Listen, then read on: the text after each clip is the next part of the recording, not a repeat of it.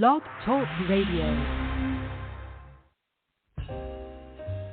Live from Washington, D.C., it's Quintessential Listening, Poetry Online Radio. QLPOR, as it's widely known, features a bevy of poets, spoken word artists, and live poetry readings with best-selling authors. Your host is Dr. Michael Anthony Ingram. Hello, everyone. In this episode, I have the honor of interviewing the award-winning, best-selling author, Dr. Arif Ahmad. His debut poetry collection is titled A Piece of Me, an arrangement of words to inspire reflection. The collection explores peace, unity, and democracy from the perspective of Muslim, Pakistani immigrant, and cardiologist. Welcome, Dr. Ahmad, to the program. Yeah. Thank you so much. Pleasure to be here. Thank you so much for the kind introduction. Yes, great. I'm glad to have you with me. I really am. I'm so honored. Well, let's begin this poetic journey. What I'd like to know from you first, sir, is what is poetry? Well, Doc, for me,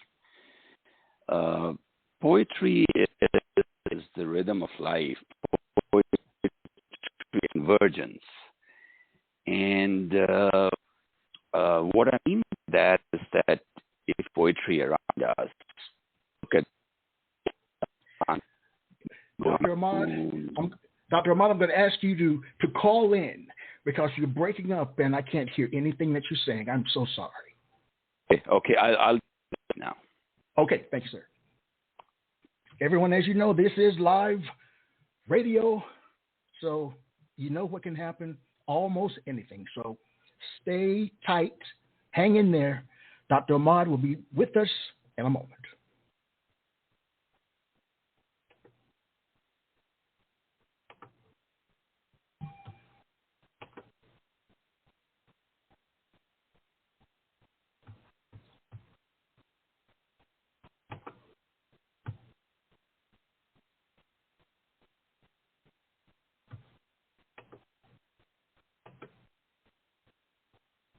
All right, Dr. Ahmad.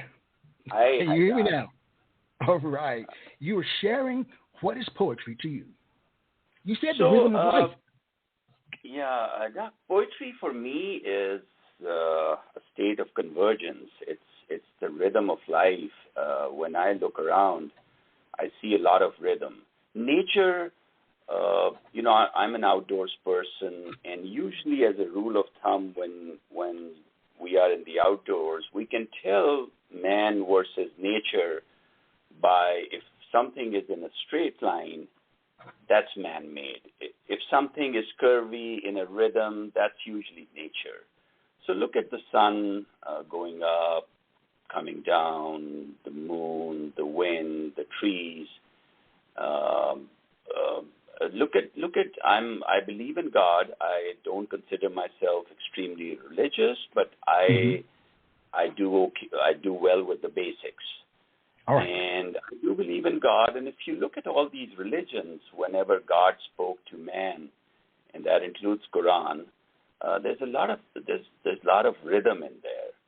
So poetry for me is that state of convergence where all of us, the beings, we come together. That's our common place of rhythm. And that rhythm doesn't have to be perfect. It can be as good or as bad as it can be. But still, at the end of the day, it's our state of convergence. It's our rhythm. Sometimes it malfunctions. Sometimes it gets better. Sometimes it's perfect. Sometimes it's not as good. So that's poetry for me. All right. So when you think of what poetry is to you, in a general sense, why is it important? Well, Doc, so I never planned to be a poet, and I don't consider myself even today that I am a all poet. Some of the book is prose, but I basically just let my thoughts take the shape they wanted to take. Okay. And then I noticed that there was an inherent rhythm in some of my writings, which just wanted to be presented like a poem. So I let that happen. The other advantage, personally, which I got from writing poetry is that it reads well, Mm-hmm. and it's brief, it's succinct. So I can say a lot, and I can point towards a lot without saying a lot. So Right. it gives me that margin of error, that room with. Remember, I'm a Muslim, Yes. and I've lived through this 2 decades of war on terror. Mm-hmm. Mm-hmm. So, like mm-hmm. many of us, we have our backs against the wall. So we are careful about what we say, how we say it, and poetry gives me that option to do it just right. All right. Please share with me an early experience where you learned that poetic language, however you define that, has power.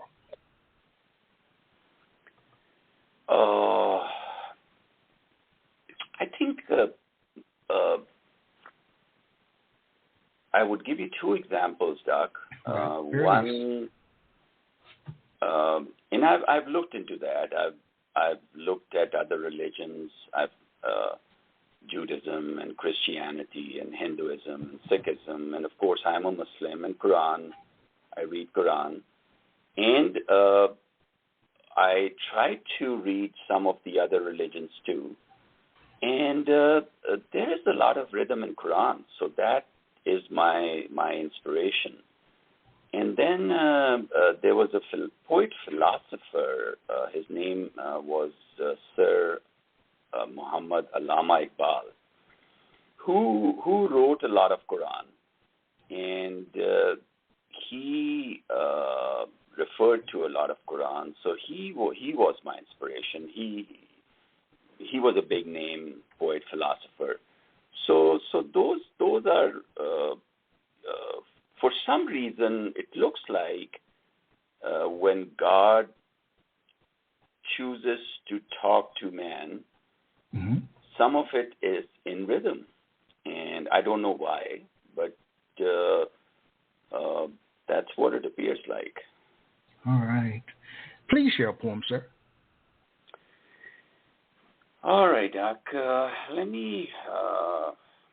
I'll share something short, and it's called "I Keep Trying." I wrote this in December 2019. I keep trying harder and harder, adding one wrong to another, piling mine over theirs, hoping that come a day they might add up to become a right. End of poem. Oh, I'm going to ask you to share that one again. Sometimes I like hearing them twice. The first time I'm settling in, and the second time I can really listen. That's totally fine, and that's the beauty of poetry. Yes, it is. And 10 people may read this poem, and they may all have their own take on it. Yeah, very much. I keep trying. The heading is "I Keep Trying." The title of the poem. I keep trying harder and harder, adding one wrong to another, piling mine over theirs, hoping that come a day they might add up to become a right. Wow. That's very profound. Extremely profound. You've written a book, A Piece of Me. Now, the title in itself is quite interesting. First, tell me about the title, and then what inspired the book. Well, Doc, so the title is a piece of me because it's a perspective it's my perspective of multiple things which my life circles around. All right. I never planned to be a book author. This was not planned. I never planned to write poetry. This was not planned. It just happened. Call it destiny. The book, one night in 2000, I think it was 13, the first writing, The Optimist, I just got up and wrote that in 10, 15 minutes. I was in that some state of mind. And then I just kept writing these small pieces, and they got published, and I would send them, and they'll get published here and there, in newspapers and some journals and some online places. And finally, it was last year that I thought about making a book out of them. And when I looked around, asked some questions, luckily I got some help. And that's how the book came around. So then I looked at all the work which I had written over almost a decade. And I selected what I wanted to put in that book, about 80% of what I had. And that formed the book. It's not a big book. Not all pages are full pages. But that's how the book came into being. But now, Doc, No, please, I'm sorry. No, please, continue. The book is my take, my perspective. It's my story. So it's a very fine point here, Doc, and I'm going to spend a little time here because I think it is important. Yes. The book is a perspective which is grossly missing from the Western dialogue. And when I say Western, I say Europe and North America. I'm going to ask you a question. Yes. Give me 5 names of 5 Muslim media spokesperson or media contributors in North America and Europe. Name me 5 Muslim media people who are the face, who you can say, oh, this guy is a Muslim and he is on the television or his columns are in the newspaper I know. So give me 5 such names. You're a media person. You know what I'm asking. Yes. So give me the names of 5 Muslim newspaper writers, regular column writers, or TV anchors or TV personalities. So between Europe and North America. So that's a big area. Can you give me 5? Yes, it is. All right. How much time do I have? Well, I think you know what I'm asking. I do. That's it's sad, and I'll tell you why it's sad. It's very sad. We lived through this war on terror for over 20 years, and every time I'd open up the evening news or television or look up the newspaper, there is somebody else sitting there or writing there telling me how a Muslim mind thinks or how a Muslim mind reacts. And I'm listening to all this and I'm like, okay, well, that may or may not be right because nobody's asking me. There's no Muslim voice sitting in that panel. And why is the Muslim voice important? Why was it ever needed? Because this war on terror was supposedly not against Islam, but why was the Muslim voice important? The Muslim voice was important because the Muslims like me, the middle of the road, the citizens of Afghanistan, Pakistan, and Iraq, we were the largest casualty of this war on terror. So we were caught in the crossfire. The fundamentalists who the West was fighting. And where are these fights going on? They're There are no battlegrounds or battlefields anywhere. They are being fought in cities in Pakistan, Iraq, and Afghanistan. And guess who is dying?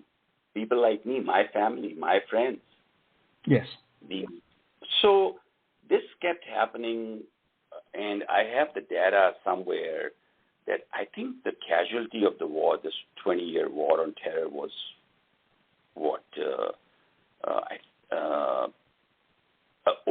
approximately 1 million people dead. $1 trillion were spent. So when you look at this statistic, somewhere in the book I write that we made that perfect sandwich. And then on the Western Front, we took the brunt also. So when I started, I said our backs were against the wall. And even today, Islam, Muslim, these words are looked at with suspicion. We had to prove our citizenship, our good Samaritanship. So everything for us became harder. We were checked at the airports. I'm pretty sure many of us were eavesdropped upon, spied upon. So this is happening to this large population of, you can call me by whatever name, average Muslim Joe.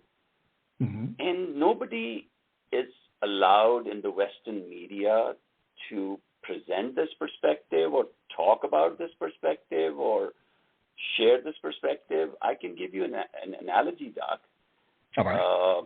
You can imagine the African-American experience. And now imagine that there's no African-American voice to represent that experience. So that's how I feel sometimes. So the book in many ways is a reaction to all those 20 years. And there's much more than just the war on terror, but that's a part of the book. So it's a reaction to where is the Muslim perspective? Where is the average Muslim Joe's perspective? It's still missing to this date. Now, a couple of things. One, I do know one Muslim host. His name is Mehdi Hassan. He's on MSNBC.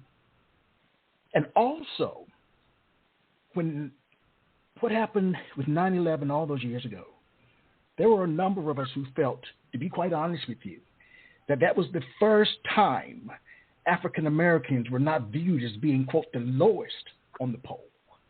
It was the first time we ever fit in. There was another group.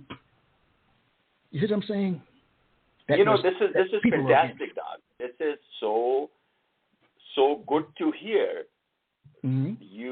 What you just said. It just reaffirms. I know this. Yeah. And I'll be honest with you. I'm blessed in many ways. I am highly educated. Yes, you are. I'm a practicing physician. I have a great practice. I have a great following. My patients, I love them. They love me back. I'm sure. My colleagues and all that. But that's not the Muslim. I'm not your classic average Muslim experience in the West. The classic average Muslim experience is much worse. The racism, the bigotry we faced from the West, and all the time, all the while, we are getting killed, losing our lives, literally speaking. There was a time a few years back when, talking to my family in Lahore, Pakistan, there were bombs going on literally every week. And one of my uncles, he said, Arif, when we leave home in the morning, we don't know how many are going to come back. This was Lahore, Pakistan, a bustling metropolitan city. So this happened to us. I'm so appreciative, Doc, that you said what you said, because that really happened. We were getting hit from the fundamentalists, and from the West, and we made this. We were losing our lives. We were being doubted. We were scorned at, eavesdropped, spied upon, doubted upon. Yes, so sir. many ways, this book is a reaction to that. And this book is now is like, let me speak for myself, please. This is my perspective. This is my words. Don't assume me. Let me be me. I want to speak. Beautifully stated. Beautifully stated. Please share another poem. Please share another poem. I want to hear your work. Well, Doc, let me see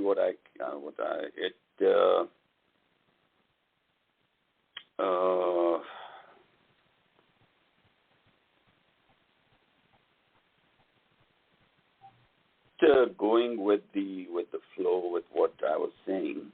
Yes. The very first poem in the book is Your Average Muslim Joe and Mary. Right. And this I wrote in April 2015 at a time when the majority of Muslims were caught in the crossfire.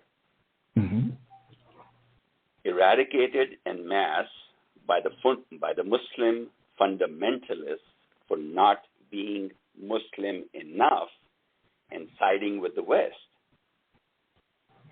Tried unilaterally in the media, embarrassed, condemned, regarded with suspicion, frisked at the airports, many having lost their lives and checked off as collateral damage by the warring West.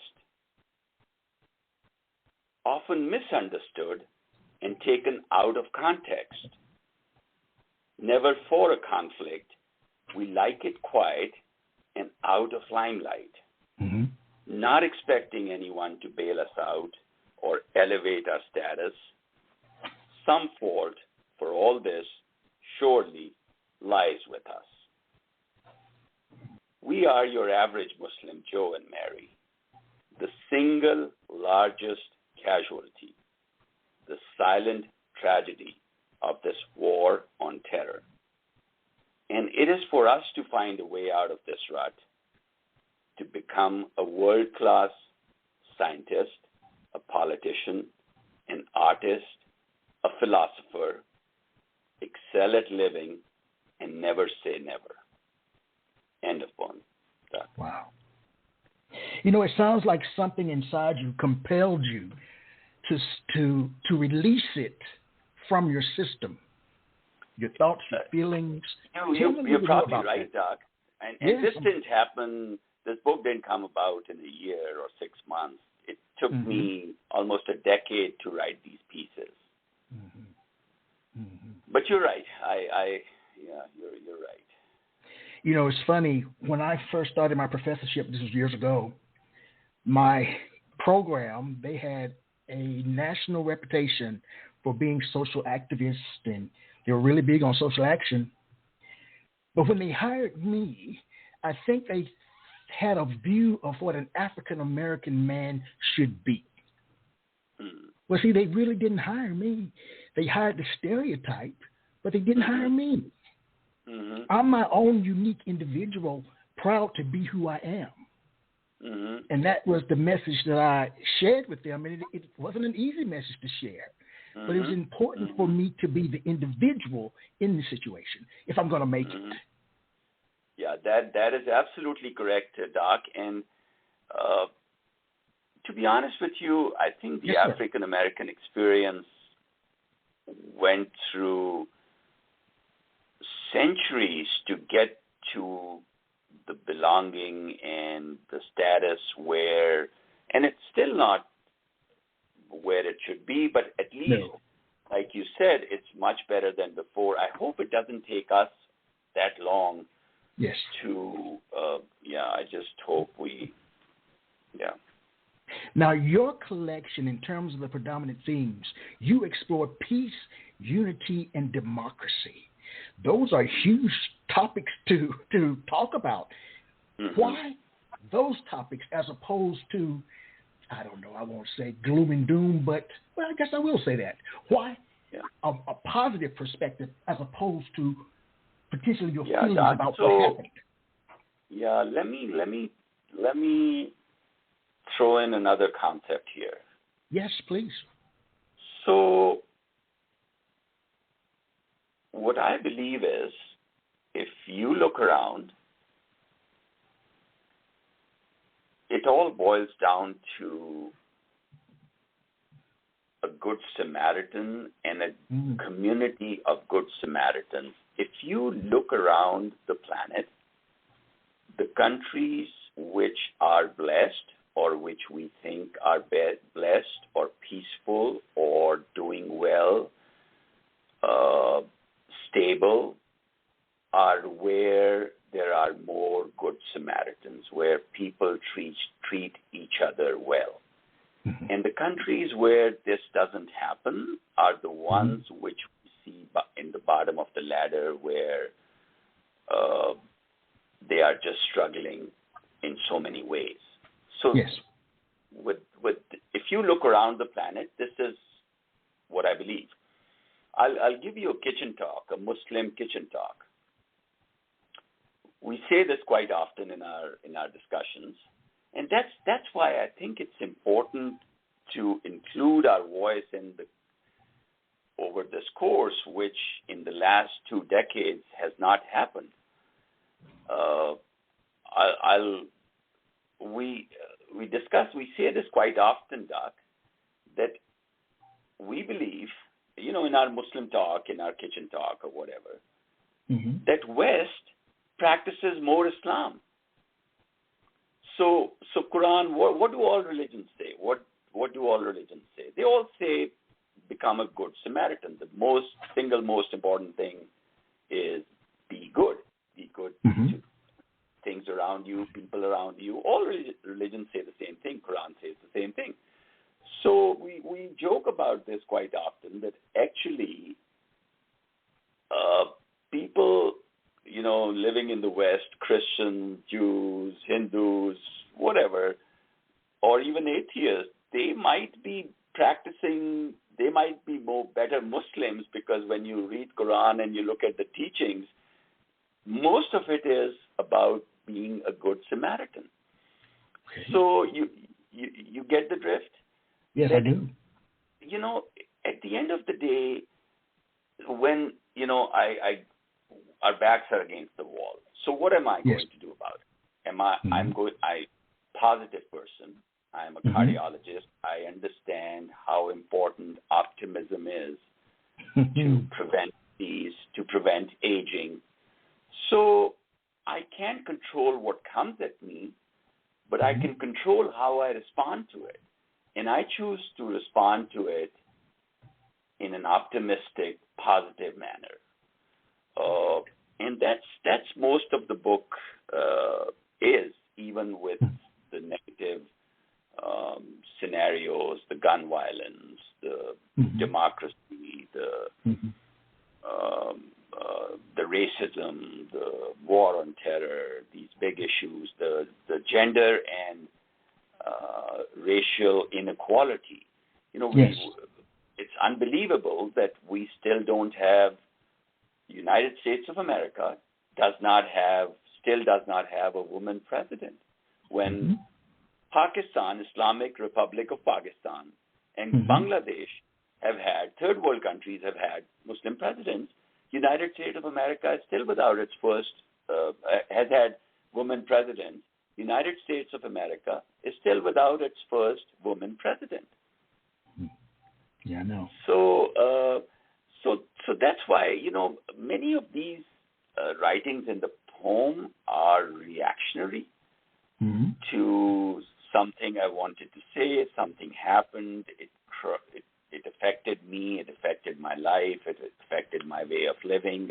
It affected my loved ones. And then I said what I said in the way I said it. So a lot of that is this book. Well, I'm wondering. Your book is about emotion. There's no other way that it cannot be without emotion. Do you think that someone can be called a poet if they don't feel strong emotions? So you ask me tough questions. I've got to ask you some. That's a great question. Can there be poetry which is emotionless? I guess there can be. Okay. There can be poetry which can be emotionless, and it can be quite effective. There can be poetry written just from the brain and the senses, and that can be quite effective. Not every single poem or writing I have in there is written with a lot of emotion. Some of them is just to bring a point across. I'm a cardiologist. A lot of what I do today is about healthy living. There are several writings about healthy living and all that. So, I mean, yes and no, I guess. Okay. You need emotions, but perhaps my second book would be a little more tamed. It won't become a bestseller, perhaps. I don't know. Because, right now with this book written, a lot off my chest, it's out there now. It's in libraries, it's multiple places, it's been well read. So at least this is, maybe I'll say the same thing in different ways. I don't know. Right. We'll see. A lot of this reaction, I'm sorry to say it, but that happened in the Trump years. Yes. Of what we went through, everything, all that pressure on the Muslim world and the Muslims, American Muslims, was increased during those years for one reason or the other. And I think most of the minorities probably felt that way. Now, having said that, was Trump all wrong? Not at all. That's a very important perspective. Another concept I bring to the table, that there are no absolute positions. Whatever I'm saying, it's probably not 100% correct for many people, and that's okay. It's okay. And the meeting point lies somewhere between the extremes, and we don't need to. I don't think Trump was all wrong or all right, or the other side is all wrong or all right. There were perspectives, and the meeting point is somewhere in the middle. And there is a poem, if that's okay with you, yes. if I can. Yes, please. I'd love to hear it. Which says this, if I can read that. Yes, please. It's called "This I Believe." It was written in September 2018, and I quote, "Such is the nature of this beast that I believe not one conflict of any nature or scale is an unequivocal, complete fault of only one side. Not one. And if this premise can be agreed upon, then therein lies the solution." End quote. So this is, I don't believe that everything I say and write is totally correct. No, it's not. And so that's how and I think that's part of this Good Samaritan, the best fabric of America, and why America, I feel, is blessed today. It's what makes America, which is your everyday people, the people of America. So that is why we are blessed. We're not blessed because we have great politicians or we have, that's how I look at this. We are blessed because we are one of the best Good Samaritan community out there. That's how I look at this. We are some of the best people out there. Just the average people, average Americans. You go out and the majority of them are just downright good people. So that's, I think, where our why we are where we are. We are still the top country on the planet, and I think this is the main reason why we are blessed.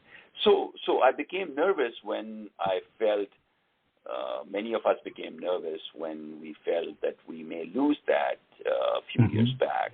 Yes. But hopefully not. I think hopefully our better angels would prevail.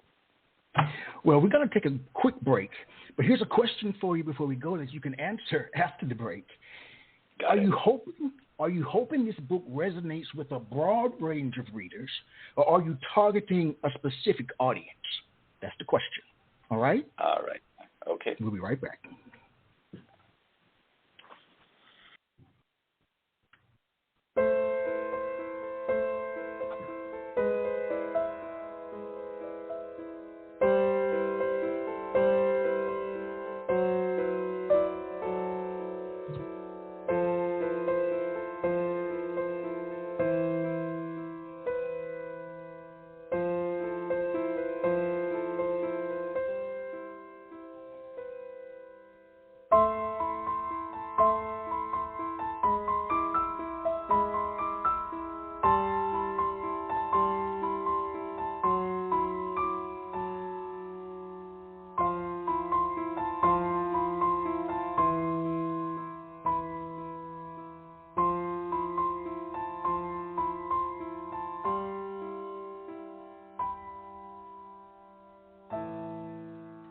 We are back. I am Michael Anthony Ingram. I'm here with Dr. Arif Ahmad. Dr. Ahmad, please answer my question. Who do you want to read this book? Dr. Ahmad, are you there?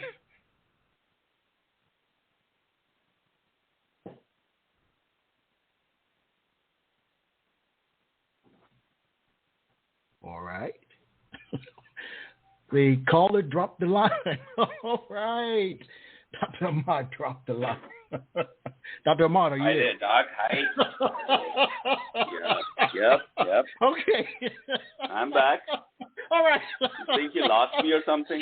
Yes, it says the caller dropped the line. Yeah, no, I'm back. Okay, all right. Oh, that makes me happy. All right. Who's your audience? Who do you want to read this book, sir? Yeah, so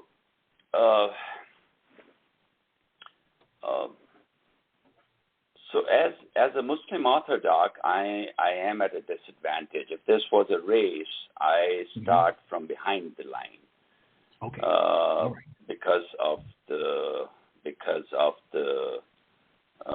just this unease around Muslims and Islam, or whatever. And I think you put it very eloquently with what you said initially.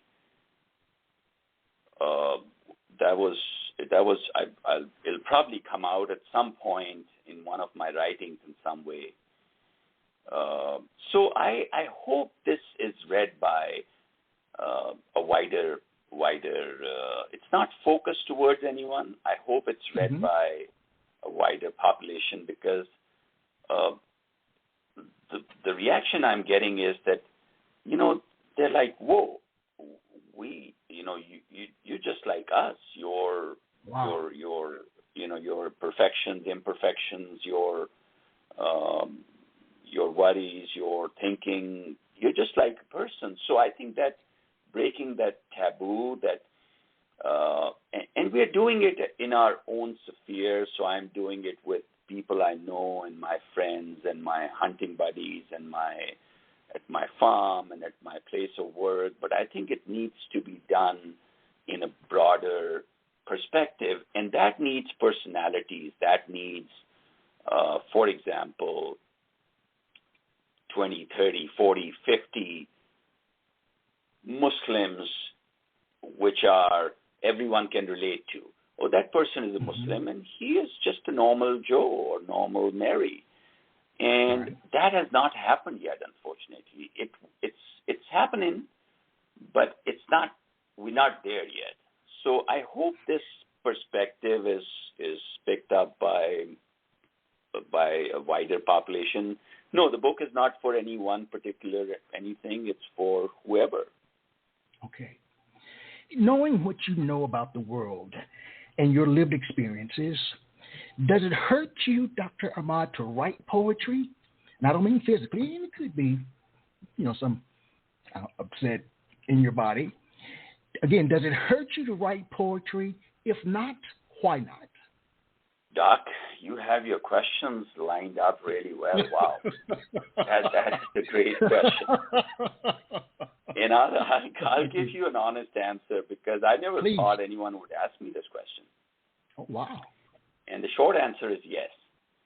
Okay. I'll tell you, some of these writings years ago, and I was writing them, and they were getting published and on the web or in print.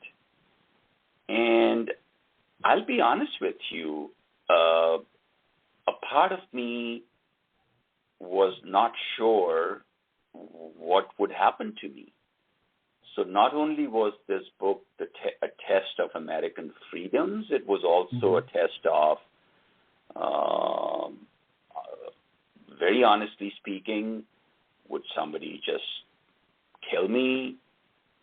Would somebody just react negatively to me, knowing that I'm out and I'm writing these pieces? And just because there's a vocal Muslim voice, I'll be honest with you, some of the reactionary writings about President Trump, I'd be working out in our basement in dark, and I'll think sometimes maybe there's a bullet with my name on it, or somebody would just. So yes, you're absolutely right. These lines, these writings, they're not without a price. Yes. But then at the end of the day, you it's the same in many ways. My experience, our experience, Doc, is very similar to the African American experience, which probably you can relate to. Yes, I can. That at the end of the day, are you going to stay quiet and just keep the day low, or are you going to speak up and speak up in a positive manner, optimistic manner? That's what I chose to do. So even though once or twice in the book, I kind of lost it. But then even that I tried to recover. But most of the writings, I think it's an optimistic book at the end of the day. All right. So, well, I wanted you, maybe you've already answered this. It's my question about feeling hurt segues into this one. To tell me about a poem you were proud of writing, but afraid to share for fear of misinterpretation. Oh, wow. Okay. I think there are quite a few actually, but let me. That's Doc. These are great questions, Doc. Thank you. I didn't write them. One of our former guests, Poetic Hummingbird, she sent them to me. These are. I can't take so. Poem which I was afraid of.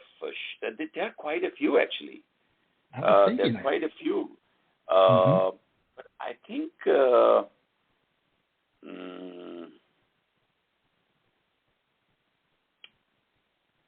quite a few actually, but which one? But you did it anyway. You did it anyway.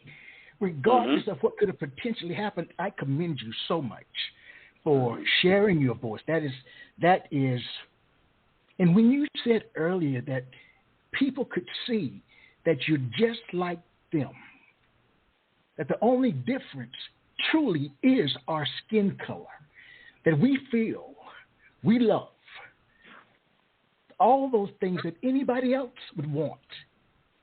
Oh, boy, I'm so glad you're with me tonight. Yeah, there's a rather long poem, Doc. Yes.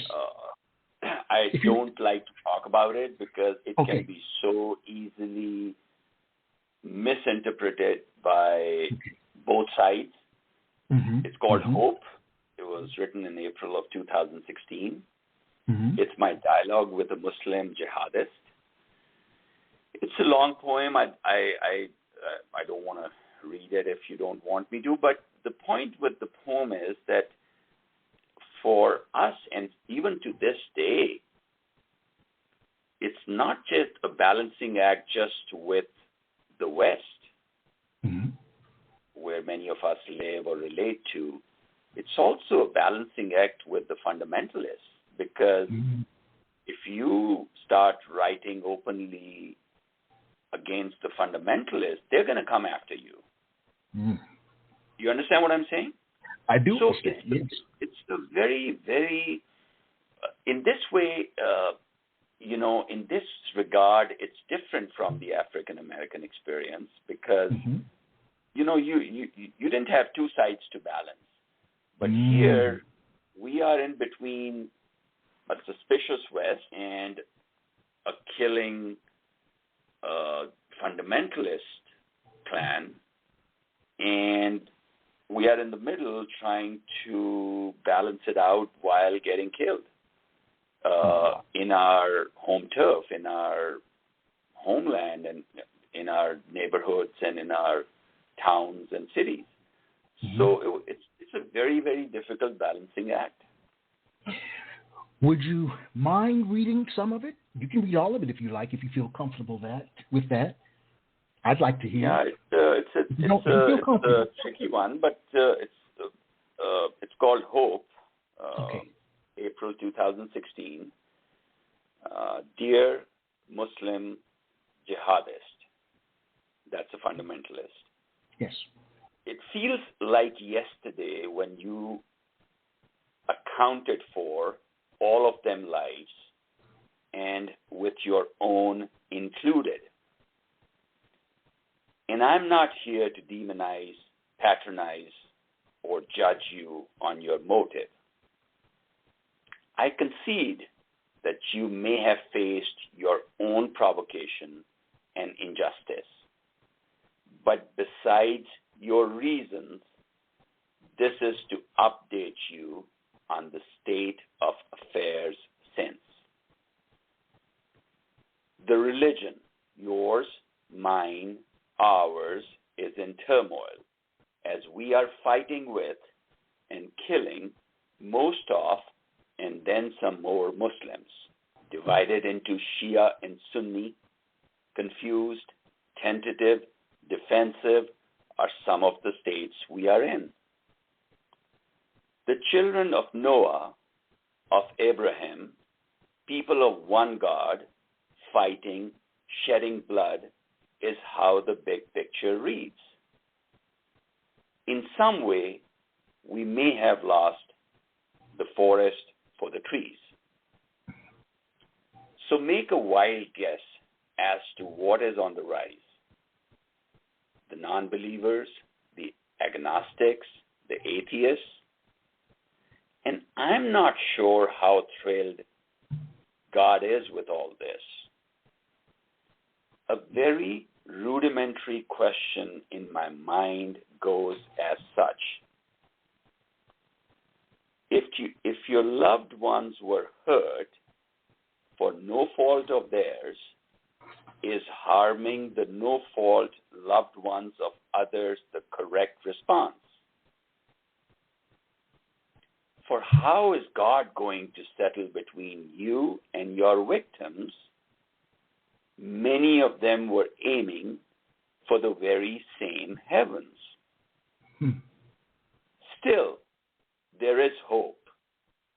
As I think of the life of Jesus or Joseph treating his brothers, or Muhammad, the Meccans. And I wonder about your true potential, the could have been. You were willing to lay your life for a cause. Only if you could make your point by harnessing those energies for all our well-being. The rage of hate, revenge, and regress turned into the passion for loving, embrace, and progress. Kind of stuff legends are made of. Yes. Wow. End of poem. Dr. Ahmad, Did you know that your voice takes on a different resonance when you share that piece? There's a level of conviction when you speak. Yeah. The power I think emanates from you when you share that piece. Why do you think that is? What about that piece is different than some of the others? I don't know, Doc. These are tough questions. I don't know if I've answered too often. But no, I seriously, I don't know. I think because, I'm speaking from the heart. There's let me pull up another. Please. Because this is such a difficult balancing act. I know what we are still living through, yes. And I'll let me see if I can. Because ordinarily I ask, what is the relationship between your speaking voice and your written voice? That's usually the question that I ask. Come again, Doc? All right. What is the relationship between your speaking voice and your written voice? Are you two different people? One when you share. Oh, I see. Yes. No, if I'm reading a poem, I try to bring it to life. That's all I try. Very much. I love that. Yeah, I keep it simple, and then whatever happens. I have an accent. And that's all right. So I perfect. try to be as correct as possible phonetically, but at the end of the day, I still have an accent. Let me see where that which poem. That was the one. It got published in CNN. Oh wow! Yeah. So this actually happened. We're there. Okay. We there. So just imagine this balancing act, which is our life. So this poem is called Paris, January 7, 2015. This is the Charlie Hebdo incident, and this writing was published online by the CNN. Last day in France, our wedding anniversary, on a visit to that one Louvre and the Eiffel Tower, it turns grim about midday with news of the Charlie massacre. A friend then urged me, Arif, you're a Muslim, and here's an opportunity. Write something. And I'm thinking, get in the middle of this mess. Are you kidding?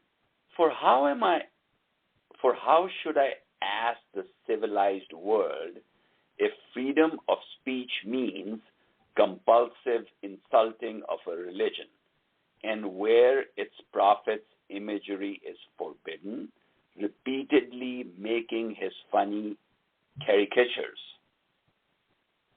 And how am I conveying to the Muslims that the law of sarcasm states that the more sensitive one is about something, the more likely it will keep hitting them in the face? And how am I going to say that maybe a vacuum exists for lack of a more sophisticated response by a Muslim scholar? And how in the world can I tell the Muslim fundamentalists that reactionary killing is negative publicity, a self-defeating prophecy, the exact opposite of Allahu Akbar? So I'm staying out of this, as that, I believe, is better. End poem. Wow. Mm-hmm. Your work really touches me on a number of different fronts. How do you feel that your poetic voice is potentially different than others? Yeah, it's a little unique, Doc, in the sense because I'm not truly writing about flowers and I'm writing. It's like a news column or reporting something or giving my impression, but with some rhythm. Even my prose sometimes I would notice that has some rhythm. So in that sense, it's different. Sometimes I'd send the poem to a newspaper and they'll publish it, but they'll change it into prose in their own way. Oh, so wow. that takes out what I had written. It still gets the message out, but you know what I'm trying to say. I do. So that's how understand. it's different. That most of these writings are not your classic, boy-girl poems or romantic poems or anything. I don't write romance or these things. So most of these are social, political commentaries with some rhythm. Okay. And happenings, real-time happenings. Like there is this one poem which comes to mind. It's called American Shame. Oh, I want to hear that one. Do you want me to? Of course. Okay. So it's called American Shame. And this was written in December 2016. A Muslim registry in America is being talked about. Any more than there already is, I refuse to register. Please don't go there. Incarcerate me instead. I refuse to discriminate or be discriminated against. I refuse to hate. I refuse to be a second-rate citizen. Not here, not in this nation. I am a Muslim and a person. I refuse to become an American disgrace. Stir not what cannot be unstirred. Let the psyche stay pure and unperturbed. Colored, yes. Tainted, yes. Unequal, yes. I am not a terrorist, period. Condemn an entire people for the action of a few? Where in the history and the present shall we start and end? With this, I rest my argument. End poem. Wow. Oh. With your lived experiences again, knowing that there's so much happening in America, as well as the rest of the world, Pakistan, the rest, everywhere. There's the good, the bad, the ugly, and the indifferent. What do you, Dr. Ahmad, view as being the role of a poet in modern-day society?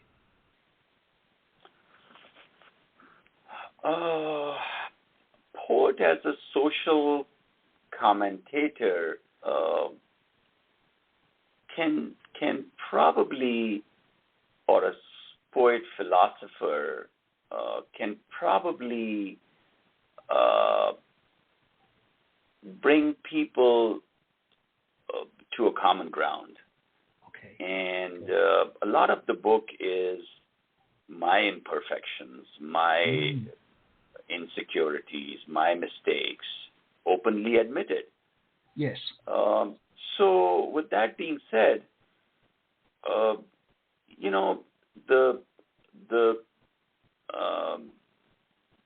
the common ground lies somewhere between the extremes. So a poet philosopher, at least what today I feel like I need to do in America, as divided as we are, or on the world stage, or is to know that I'm not all right and the other side is not all wrong, and we can meet somewhere on a common ground, and first do no harm. That's a very important dictum which I live by in my professional life as a physician. Yes. Mm-hmm. First do no harm.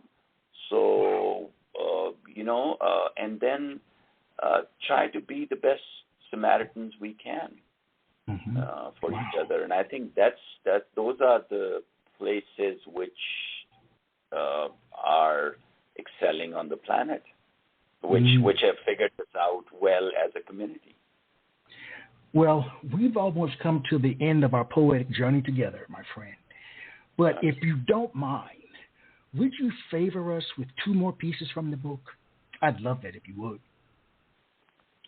All right, Doc. Just give me. Would you like me to take another break? Can I be? Yeah. Go ahead. Take a break because give me a couple of seconds just to gather my thoughts as to what I'd like to read. All right. All right. All right. Here we go. Thank you. Thank you.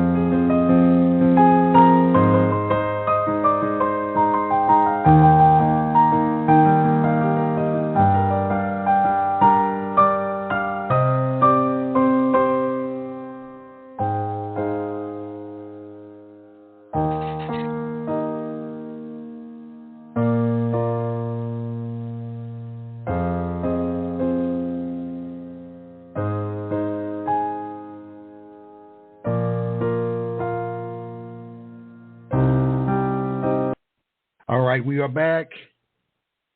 All right, Doc. Dr. Ahmad. All right. All right, sir. Okay. All right. So,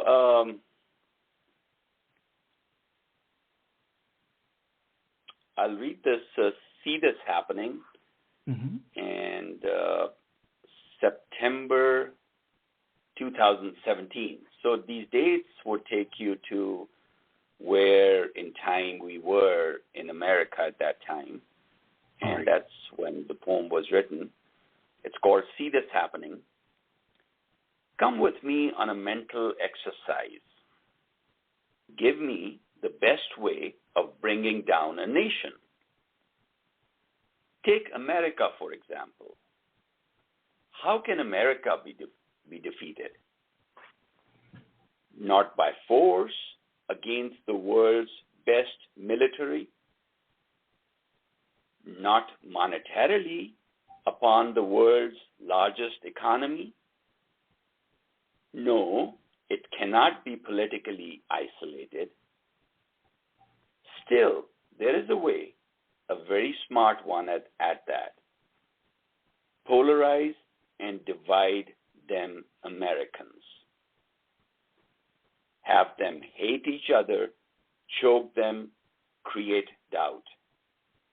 Pitch people against people, let America defeat itself.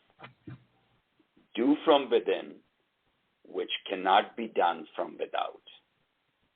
End poem. So this was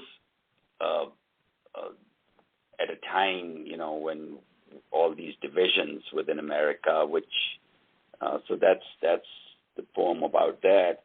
And then, are you there? Yes, I am. Just listening. Yes, sir. And then I wrote this in 2004. No, not this.